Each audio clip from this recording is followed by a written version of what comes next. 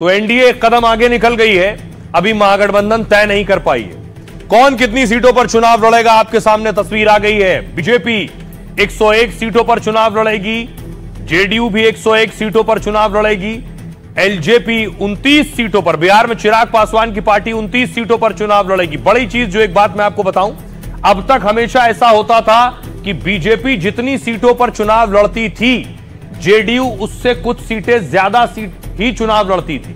यानी अगर बीजेपी 101 हो तो जेडीयू 102 हो जाएगी, बराबर नहीं होता था। एक बड़ा भाई छोटा भाई वाली जो इमेज थी वो खत्म हो गई है। बीजेपी और जेडीयू दोनों 101 सीटों पर चुनाव लड़ रहे हैं। चिराग पासवान 29 सीटों पर चुनाव लड़ेंगे जो ज्यादा मांग रहे थे। यानी मांझी और उपेंद्र कुशवाहा की पार्टी को 6-6 सीटें मिली है चुनाव लड़ने के लिए। एनडीए में लंबे मंथन के बाद आज सीटों का बंटवारा हुआ। ऐलान से पहले दिल्ली में एनडीए नेताओं की बैठक हुई। अमित शाह से जेडीयू के ललन सिंह और संजय झा मिले। अपने घर पर नड्डा ने अमित शाह से बातचीत की। बीजेपी कोर ग्रुप की बैठक में गठबंधन की सीटों पर चर्चा हुई। फिर बीजेपी जेडीयू से में बराबर सीट बांटने का फैसला हुआ।